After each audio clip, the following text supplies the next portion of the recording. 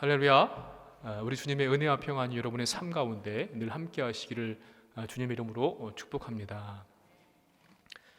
타임지에서 20세기의 위대한 과학자와 사상가 이 부분에 최고의 인물로 꼽은 사람이 아인슈타인이라는 사람입니다. 여러분 잘 아시는 인물일 텐데요. 오늘날까지도 가장 훌륭한 과학자 이렇게 평가를 받는 사람인데, 그는 어떻게 해서 이렇게 위대한 인물이 될 수 있었을까? 늘 이러한 질문을 가지고 있었다고 합니다. 시간이란 무엇일까? 중력은 어떻게 생겼을까? 또 빛보다 빠른 물질은 존재할 수 있는가? 빛을 타고 우주를 여행하면 세상은 어떻게 보일까? 이렇게 늘 질문을 가지고 그것을 궁금해하고 연구하고 궁리하여서 오늘날 우리 시대에 그를 통하여서 위대한 과학적인 혁명과도 같은 일들이 일어나게 되었습니다. 실제로 그 자신도 좋은 질문을 발견하는 것이 가장 중요하다라는 것을 늘 강조했다고 합니다. 유대인들이요, 전 세계 인구에서 차지하는 비율이 0.2% 정도 된다고 합니다. 그런데 그 유대인들이 노벨상을 수상한 사람들의 30% 정도를 차지하고 있고요. 미국의 우수 대학의 교수진들, 연구진들, 또 세계적인 IT 기업, 또한 회사의 CEO들 대부분의 인물들이 유대인이 그 일들을 감당하면서 살아가고 있습니다. 어떻게 유대인들이 그렇게 작은 인구임에도 불구하고 세계를 이끄는 민족의 또 그런 인물들이 될 수 있었을까? 많은 사람들은요, 이 유대인의 성공 비결을 유대인의 특별한 교육 방법에서 찾고 있습니다. 그들은 부모로부터 교육을 받는데 다양한 질문을 통해서 호기심을 자극받고 또 그 질문을 답을 탐구하는 과정에서 이해심이라든가 창의력들이 발전을 한다고 합니다. 그래서 우리나라도 교육률이 높은 그런 민족 가운데 하나인데, 우리나라 사람들의 교육하고 유대인들의 교육하고 가장 큰 차이점이 무엇인가 하면은요, 우리 부모님들은 어떻게 아이들한테 물어보십니까? 유치원 가서, 학교 가서 오늘 뭘 배웠니? 이렇게 물어보는 것이 우리나라 부모님들이고요. 유대인들은 오늘 학교 가서 무엇을 질문했니? 이렇게 물어본다고 합니다. 그러니까 유대인들이 위대한 인물들이 많은 것은 바로 질문 중심의 교육이라는 것입니다. 이렇게 다수의 연구들을 보게 되면은 질문한다는 것이 참 중요하다. 우리 이해심을 높이고 창의력을 발전시키는데 그런 조사들을 통해서 확인을 할 수가 있는데요. 그런데 우리나라의 현실을 보면 어떻습니까? 좀 이것과는 좀 다른 방향으로 가는 것을 볼 수 있습니다. 정반대 현실인데요. 통계를 보시면요, 초등학교에서 고등학교로 갈수록 질문을 하는 것이 조금씩 더 줄어듭니다. 그래서 왜 질문을 하지 않을까 조사를 해봤는데요, 가장 첫 번째 이유는 무엇인가 하면은 관심이 없다는 겁니다. 흥미가 없고 그 부분에 대해 있어서, 그 분야에 있어서 관심이 없습니다. 또 한 가지는 질문에 대한 그릇된 생각 때문에 그렇습니다. 어떠한 그릇된 생각인가 하면은 내가 혹시 이 질문을 해가지고 다른 사람들한테 잘난 척하는 것으로 보이지는 않을까? 아니면 내가 질문하는 것 때문에 어떻게 그것도 모르냐? 이렇게 무시하거나 잘 무지한 것으로 생각되지는 않을까? 다른 사람들 눈치를 본다는 것이에요. 그래서 질문을 하지 않는다는 것입니다. 그런데 흥미로운 것은요, 성경 말씀 보게 되면은 성경에서도 하나님께서 우리에게 물으시는 질문들이 참 많이 등장한다는 사실입니다. 내가 뭘 알아? 물어본다고 알기나 하겠냐? 하나님께서 이렇게 생각하지 않으셨고요, 우리한테 질문을 하신다는 것 자체가 놀라운 사실입니다. 그것은 곧 우리를 인격적으로 대하신다는 증거이기도 하고요, 우리를 너무나 사랑하신다는 증거이기도 합니다. 물론 신은, 참신은 하나님 한 분밖에 계시지 않지만 다른 여러 종교와 한번 비교를 해보십시오. 어떠한 종교에서 신이 사람한테 질문을 하는 그런 종교는 아마 없을 겁니다. 반대로 인간들이 자기들이 섬기는 신들한테 무수히 많은 질문들을 하죠. 이것에 대해서 묻고 이것에 대해서 궁금해하고. 근데 반대로 하나님께서는 우리를 찾아오셔서 우리한테 질문을 하십니다. 우리를 인격적으로 대하시고 우리를 사랑하시기 때문인 것입니다. 제가 서두에서 질문이라고 하는 것이 이해와 창의력 발달에 참 중요하다라는 말씀을 드렸는데요. 우리 신앙에 있어서도 질문은 매우 중요합니다. 왜냐하면 하나님께서 이 질문을 통하여서 우리에게 중요한 메시지를 주시기 때문이고요. 또 한 가지는 내가 그 질문을 통하여서 내 신앙 인격이 성장할 수 있기 때문입니다. 내가 하나님의 뜻을 잘 이해하고 더 잘 순종하기 위해서 그 질문들은 매우 중요한 것입니다. 그런데 신앙의 연수가 쌓여가면 갈수록 하나님과 신앙에 대해서 혹시 무덤덤해지고 무관심과 흥미가 없어지고 있는 모습은 혹시 있지 않습니까? 또 무엇을 질문해야 될지 모를 만큼 하나님에 대해서 혹시 무지하지는 않습니까? 아니면 다른 인들의 눈치를 보기 때문에 내 신앙의 민낯이 드러날까 두려워서 질문하는 것 자체가 꺼려지는 그런 모습은 혹시 있지 않습니까? 오늘 하나님께서 내게 주시는 질문으로 그렇게 받아들이시고 믿음으로 답하시면서 또 내 스스로에게도 질문을 한번 던져보시기 바랍니다. 그래서 신앙을 점검하는 은혜의 시간 되시기를 주님의 이름으로 축복합니다. 하나님께서 우리에게 주신 많은 질문들 가운데 아마 가장 먼저 첫 번째로 등장하는 질문이 오늘 본문의 질문이지 않을까 그렇게 생각이 되어집니다. 아담아, 내가 어디 있느냐? 라고 물으시는 질문입니다. 간교한 뱀이 진실과 거짓말을 섞어가면서 하와를 유혹했습니다. 하나님께서 동산 중앙에 있는 나무의 열매를 먹지 말라고 하셨는데 그것을 먹어도 결코 죽지 않는다. 오히려 눈이 밝아져서 선과 악을 알 수 있게 되어서 하나님 같이 될 수 있다. 이렇게 유혹을 했습니다. 결국 하와는 열매를 따먹게 되었고요. 남편에게 주어서 남편도 같이 그 열매를 먹게 되었습니다. 하나님은 아담을 부르시면서 찾으셨고 질문을 던지십니다. 아담아, 네가 어디 있느냐? 물론 전지전능하신 하나님께서 아담이 어디 있는지 모르시기 때문에 물으신 질문은 아닐 겁니다. 그렇다면 어떠한 의미의 이 질문을 던지신 것일까? 오늘 우리에게도 물으십니다. 아무개야, 이목사야, 내가 어디 있느냐? 하나님의 질문에 답을 찾기를 원하는데요. 첫 번째로 하나님께서는 이 질문을 통하여서 아담의 정체성을 묻고 계신 겁니다. 자신의 모습을 깨달을 수 있도록. 우리 9절 말씀을 다시 한번 읽어볼까요? 함께 읽습니다. 여호와 하나님이 아담을 부르시며 그에게 이르시되 내가 어디 있느냐?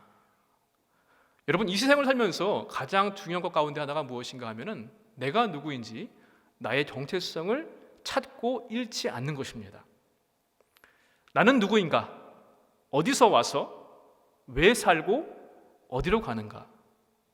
이것을 분명히 알고 있어야만 합니다. 하나님께서 내가 어디 있느냐라고 물으신 것은 아담, 내가 누구인데 너 지금 무엇을 했냐?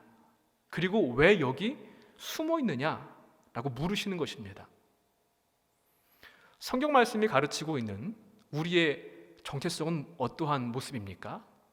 창세기 1장 26절 이하에 이렇게 말씀합니다.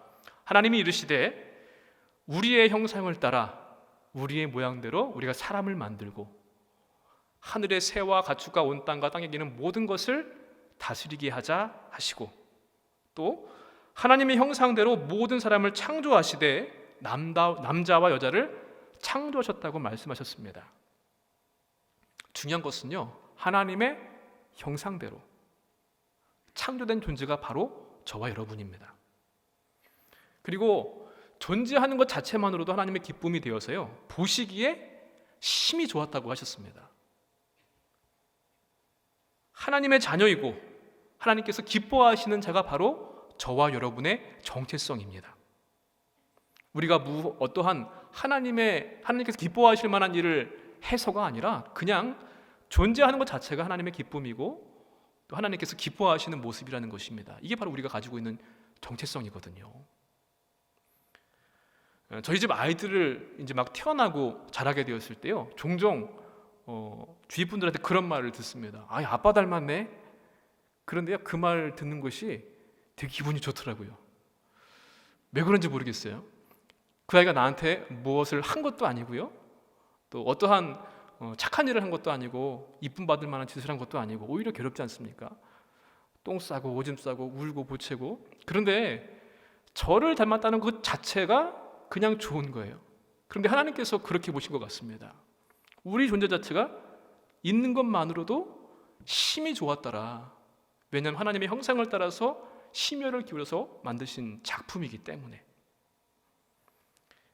하나님이 세상을 이처럼 사랑하사 독생자를 주셨다고 했습니다. 얼마나 사랑하시는지 하나님의 아들 예수 그리스도를 주실 만큼 우리를 사랑하시고 기뻐하시는 존재가 바로 우리의 정체성입니다. 그래서 이 세상 모든 만물을 다 다스릴 수 있는 권한까지도 우리에게 주셨습니다.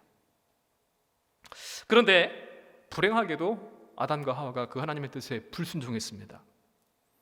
존재하는 것만으로도 하나님의 기쁨인데 좀 더 무언가 필요한 것이 없는 그러한 존재인데, 누구도 부러워할 것이 없는 그런 존재인데 뭔가 부족하다고 느꼈는지, 더 가지고 싶었는지 하나님처럼 되고 싶어하는 마음이 그 유혹에 넘어갔습니다. 그래서 지금 동산 나무 사이에 숨어버리고 말았습니다. 내가 어떠한 존재인지를 잃어버렸기 때문입니다. 세계대전 때요, 이 중범죄를 저지른 이 범인들을 조사했던 한나 아렌트라고 하는 미국의 정치 철학자이자 교수가 있습니다. 이분이 범죄자들을 전범자들을 갖다 조사하면서 놀란 것이 있습니다. 이들은 뭔가 특별하게 다른 사람보다 못되고 악한 사람들이 아니라는 것입니다. 보통 사람처럼 성실하고 우리와 같은 그러한 평범한 사람들이었습니다.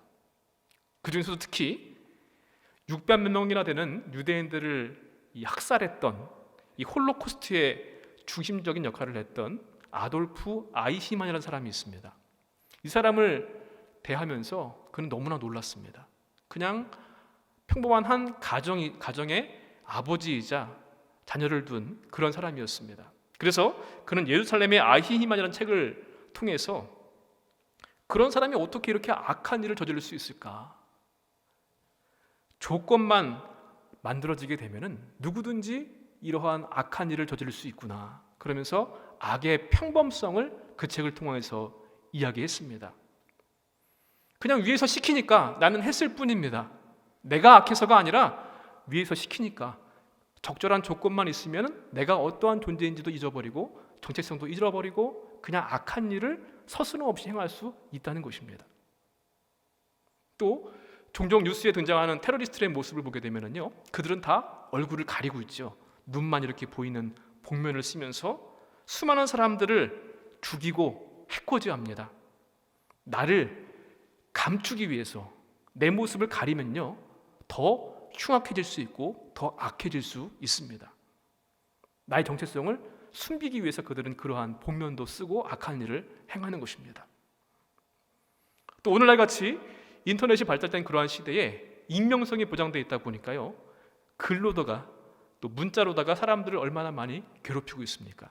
악성 댓글, 그래서 연예인 가운데 대중 유명인들 가운데 스스로 목숨을 끊은 사람들도 많이 있지 않습니까?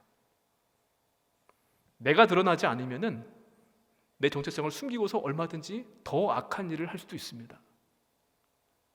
여러분, 우리라고 예외일 수 있을까요? 그렇지 않습니다.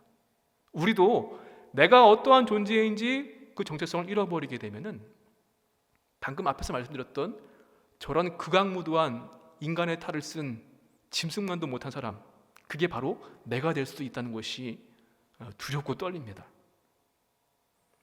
그런데 세상의 많은 사람들은 내가 누구인지를 알지 못하고 묻지도 않고 살아갑니다. 또 때로는 숨기면서 살아가고 있습니다.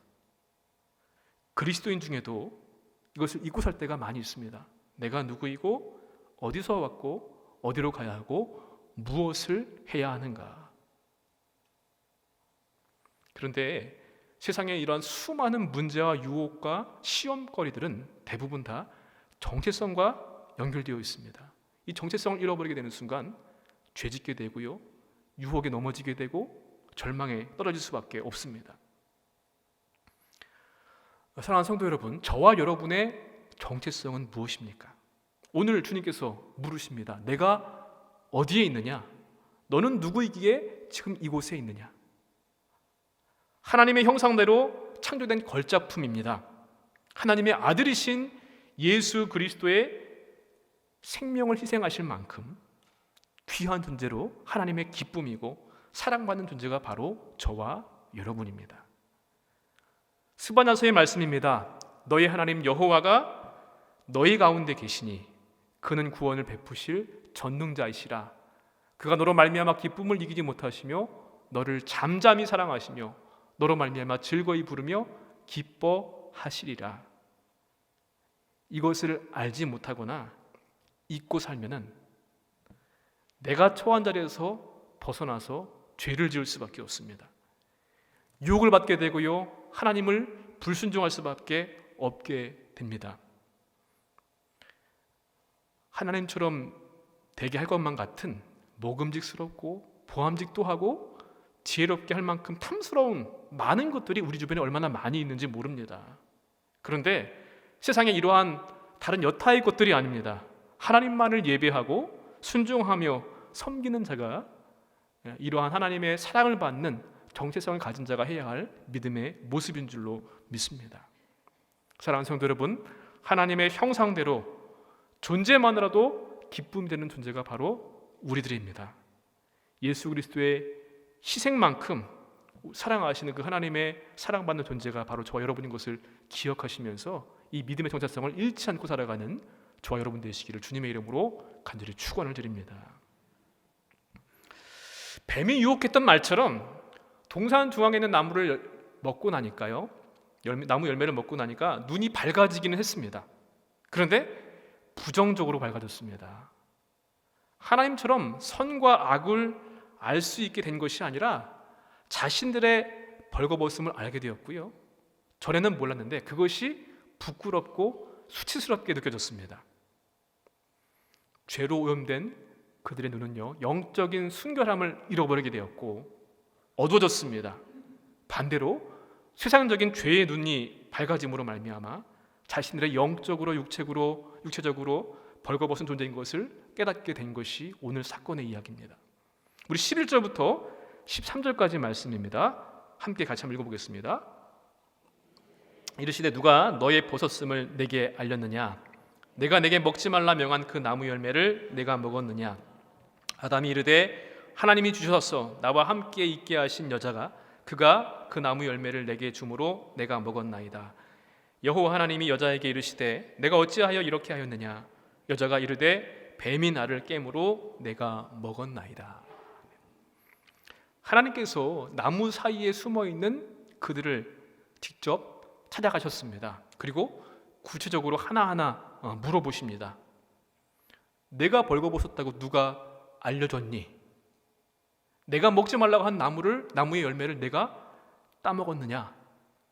도대체 내가 무슨 일을 저지른 것이냐? 그런데 이러한 질문들 앞에 그들은 마치 동문서답을 하는 것처럼 엉뚱한 답을 하고 있습니다. 아담은 하나님이 주신 여자 때문에 그 열매를 내가 따먹었습니다. 왜 먹었냐고 물어보지 않으셨습니다. 그런데 여자 때문에 내가 그 열매를 먹었다고 엉뚱한 답을 합니다. 하와는요, 뱀이 깨어서 먹었다고 또 그렇게 변명합니다. 아담은 아내를 핑계하고 하와는 뱀한테 핑계하고 있습니다. 하나님, 죄를 지으려고 진 것이 아니라 어쩔 수 없이 선악과를 따먹긴 했습니다. 근데 여자 때문입니다. 뱀 때문입니다. 지금 이렇게 대답을 하고 있는 것입니다. 게다가요, 그냥이 아니라 하나님이 주신 여자 때문입니다 라고 말하면서 이 죄에 대한 책임의 일부분이 마치 하나님인 것처럼 그렇게 물귀신처럼 이렇게 끌어들이는 모습을 볼 수 있죠. 죄를 부끄럽게 여기고 자신이 저지른 행동에 대한 회개의 모습은 전혀 아닙니다. 그리고 그들은 수치심 때문에 벌거벗은 자신들의 몸을 가리기 위해서 나뭇잎을 엮어가지고 치마를 만들었습니다. 그런데 그 치마로는 자신들의 치부를 가릴 수가 없습니다. 핑계와 변명을 할 것이 아니라 헛되게 나뭇잎으로 치마를 만들어서 입을 것이 아니라 수치스럽지만 부끄럽지만 염치 없지만 하나님 앞으로 나가서 회개했어야만 합니다. 왜냐하면 죄는 숨기면 숨길수록 더 커지기 때문입니다. 더 무섭게 자라나기 때문에 그렇습니다. 죄를 범하고 나니까요, 그 순간부터 그렇게 좋았던 하나님이 두렵고 무서운 존재가 되었습니다. 하나님 앞에 나서지도 못했고 피하고 싶고 숨고 싶습니다. 죄책감과 부끄러움 때문에 그럴 수가 없는 것입니다. 아담이 그랬지 않습니까? 하나님이 두려워서 피해서 나무 사이에 숨었습니다. 전과는 다르게 자신의 벗은 몸이 부끄러웠습니다. 또한 인격적이고 사랑을 나누고 온전한 하나의 관계였던 부부관계가 죄를 지은 후에는 서로 부끄러움을 일으키는 존재가 되었고요, 서로를 핑계함으로 더 책임을 떠맡기는 그러한 존재가 되어버렸습니다. 모든 것이 다 죄 때문입니다. 에덴이라고 하는 이름은요, 기쁨이라는 뜻처럼 죄를 짓기 전에는 하나님과 함께 교제하면서 부족한 것이 없이 기쁨을 누리는 그런 삶을 살고 있었습니다. 그런데 죄를 짓고 나니까, 불순종하고 나니까 그 땅은 슬픔의 땅이 되었고 그 낙원을 잃어버리는 모습에 떨어지게 되었습니다. 바로 이러한 것 때문에 하나님께서 안타까운 마음도 있으셨고요, 그것을 회개하는 마음으로 회개해라 라는 마음을 가지시고 내가 어디 있느냐라고 질문을 던지신 것입니다. 뱀이 인간을 선악과에 데리고 갈 수는 있습니다. 그런데 그 열매를 따먹은 것은 뱀이 아니라 인간입니다. 마틴 루터가 이야기를 했습니다. 새가 내 머리 위에 날아다닐 수는 있다. 그런데 그 새가 내 머리에 둥지를 트게 해서는 안 된다라는 말을 했거든요. 스스로 교만해서 불순종했기 때문에 죄를 지은 것입니다. 하와 때문이 아니고 뱀 때문이 아닙니다. 만약에 이렇게 답을 했으면 어땠을까요? 아담은 내가 먹었습니다. 잘못했습니다. 용서해 주세요, 하나님. 또 하와는요, 죄를 짓게 한 것은 그 원인 제공자가 바로 저입니다.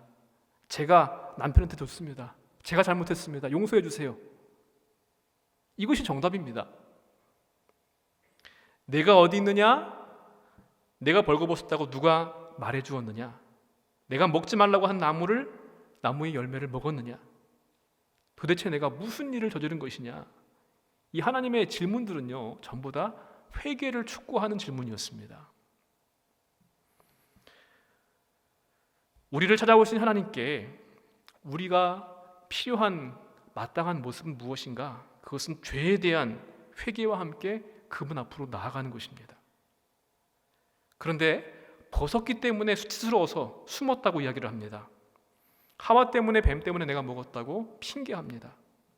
이것은 죄에 대한 회개가 없는 안타까운 모습인 것입니다. 한 이등병 군인이요, 전입신병으로 교육을 받고서 자대에 배치를 받았습니다. 수송대대에 배치를 받았는데요, 운전교육을 물론 훈련소에서 받았지만 자대 가서 또 운전교육을 받았습니다. 사고 내지 않도록. 그리고 여러 가지 지침들을 교육을 들었습니다. 사고 내면 안 된다. 그 중에서도 특히 이 세단, 승용차하고 사고 내서는 안 된다. 왜냐하면 부대 간부들이거든요. 운전하는 차들이 다. 근데 어느 날 BX를 갖다가 자기도 모르는 사이에, 아까는 분명히 차가 뒤에 아무것도 없었는데 차가 있는 걸 모르고 후진을 하다가 그 차를 받아버렸네요. 내려보니까 사고 내면 안 된다, 그것도 세단이면 절대 안 된다라고 했는데 세단을 받았습니다. 이 사람이 어떻게 했을까요? 먼저 주위를 둘러보게 됐죠. 그런데 마침 BX에서 근무하는 민간인 신분의 아저씨가 그것을 봤습니다. 아저씨가 뭐라고 말했는가 하면은, 아무도 본 사람 없으니까 빨리 가라고. 야, 이거 하나님 나를 도우셨구나. 그래서 그 자리를 떠났습니다. 그런데 이 이등병이 자기가 사고 낸 거를 결코 발각되지 않을 것이다 라고 생각을 했을까요? 아닐 겁니다. 그 순간부터 이 이등병이 이제 무전기를 가지고 이제 근무를 했는데요. 무전기에서 소리가 날 때마다 가슴이 철렁 내려앉는 겁니다. 아, 걸렸구나 드디어. 결국 나중에 걸렸습니다. 그리고 나서 생각하기를 만약에 그 아저씨가 만약에 없었다고 한다면 그 당시엔 그렇게 고마웠는데 빨리 아무도 없으니까 본 사람 없으니까 가라고. 그 아저씨가 말하지 않았다면 내가 그 자리에서 도망치지 않았을 텐데 원망도 들더라는 겁니다. 그런데 물론 욕은 욕대로 들어먹고요. 그에 따르는 징계도 받고 아주 혼쭐이 났습니다. 그 다음부터는요 마음이 불안하지 않습니다. 얼마나 편한지 몰라요. 죄를 지은 것에 대한 이미 그에 대한 심판을 받았기 때문에. 여러분, 제가 그 이등병의 마음을 너무나 잘 알고 있죠. 그게 바로 저였거든요. 여러분, 그들이요 사람이 죄 짓고는 못 사는구나 라는 것을 정말 처절하게 그냥 깨달았습니다. 그리고 죄를 졌을 때는 무조건 회개하고 내 죄를 고백하는 게 최고구나라는 것을 깨달았습니다. 진리가 너희를 자유케 하리라는 말씀을 그때 처음 했는데요. 여러분, 죄를 지었다고 한다면 가장 먼저 하나님 앞에 나아가서 죄를 고하고 회개해야 합니다. 만약 아담이 나무 뒤에서 나와서 내가 어디 있느냐를 하나님께서 물으셨을 때에 하나님 용서해 주세요. 제가 죄를 지었습니다. 어떻게 할지 모르겠습니다. 도와주세요라고 했다고 한다면 또 다른 모습으로 이야기가 전개되지 않았을까 감히 상상을 해보기도 합니다. 죄를 지은 것도 문제였지만 죄를 짓고 나서 회피하고 책임을 변명한 죄, 그리고 회개할 수 있는 기회를 박차버린 죄 역시 무거운 죄 가운데 하나였습니다. 그들이 숨어 있었던 동산 나무 사이, 그것은요 하나님을 인식하지만 하나님을 의지하기보다 내 스스로 어떻게 해보려고 하는 인간의 노력이 담겨있던 그러한 모습이자 장소이기도 했습니다. 여러분, 우리는 혹시 동산 나무 사이에 어디에 숨어있는 모습은 있지 않습니까? 그 동산 나무 사이가 돈이 되었든지 지위가 되었든지 아니면 사회적인 인기가 되었든지 간에 내가 추구하는 안전지대입니다. 하나님 없이도. 그런데 안전해 보이는 것은 순전히 내 생각일 뿐입니다. 과연 무엇이 안전할 수 있겠습니까? 어떠한 위험물이 사라지고 재물이 풍부하고 마음을 놓을 수 있는 곳이면 정말 안전한 곳일까요? 사실 그들의 안전한 곳은 다른 곳이 아니라 찾아오신 하나님 앞, 거기가 가장 안전한 자리입니다. 그래서 다윗은 무수히 많은 그의 시편에서 수없이 많이 하나님의 얼굴을 구하고 찾았습니다. 나를 대적하는 내 목숨을 올리는 수많은 원수들 앞에서도 가장 안전한 곳이 하나님의 얼굴, 그분의 임재 앞이었기 때문에 그렇습니다.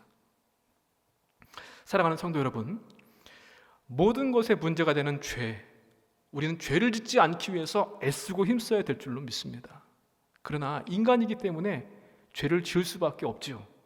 물론 그렇다고 해서 죄에 대한 관용성을 가져서는 안 되겠지만 죄를 짓지 않기 위해서 힘써야 합니다. 그리고 죄를 지었다고 한다면 하나님께서 찾아오셔서 내가 어디 있느냐라고 물으셨을 때에 우리 죄를 고백하고 회개하며 주님 앞으로 나아가야 될 줄로 믿습니다.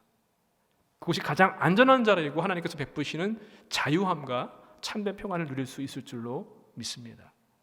그러한 저와 여러분 되시길 주님의 이름으로 간절히 축원드립니다. 마지막으로 하나님께서 내가 어디 있느냐라고 물으신 것은 그를 사랑하셨기 때문에 물으신 질문입니다. 하나님은요 인간의 죄에 대해서 묵과하지 않으십니다.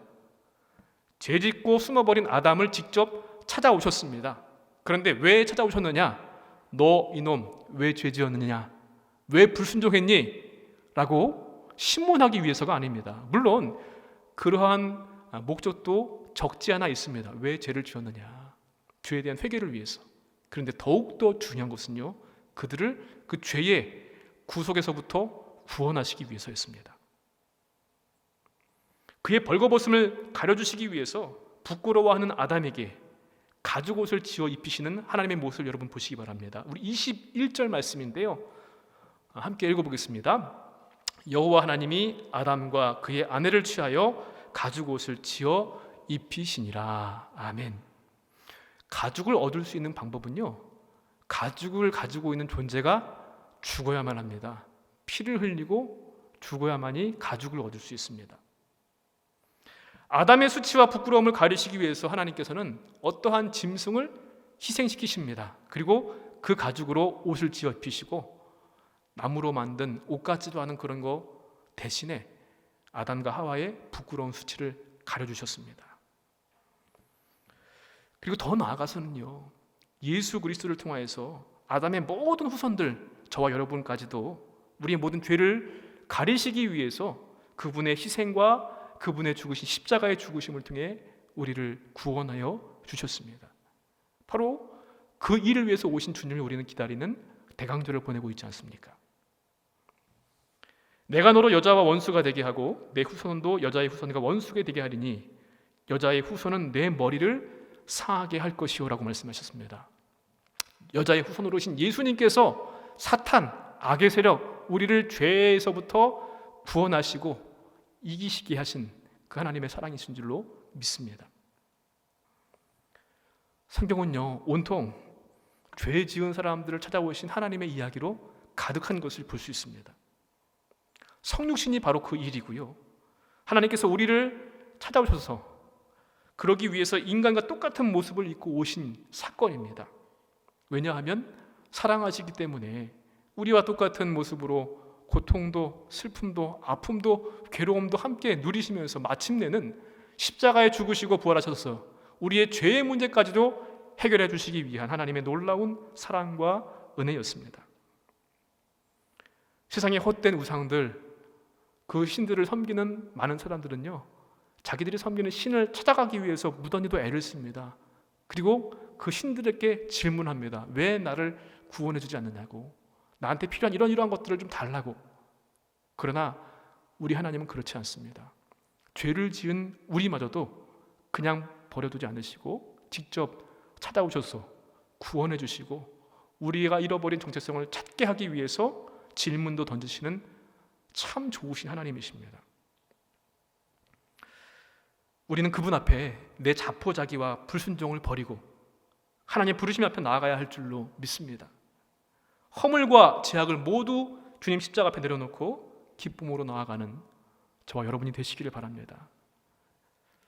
사랑하는 성도 여러분, 저와 여러분의 정체성은 무엇입니까? 하나님의 형상을 따라서 지음받은 존재 자체만으로도 기쁨이고요, 하나님의 한 분밖에 없으신 독생자 예수 그리스도를 죽게 하시면서까지 우리를 사랑하신 사랑의 대상이 바로 저와 여러분입니다. 여러분, 이 정체성을 잊어버리지 마시기 바랍니다.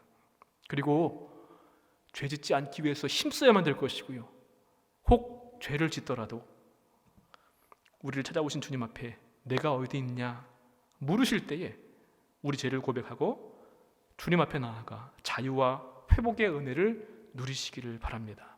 거기에 참 자유와 평안이 있습니다. 회복과 치유가 있습니다. 구원이 있습니다. 그리고 우리를 사랑하셔서 찾아오시고 물으시고 구원하시는 하나님만을 예배하고 그분에게만 순종하고 섬기는 저와 여러분 되시기를 주님의 이름으로 간절히 축원을 드립니다.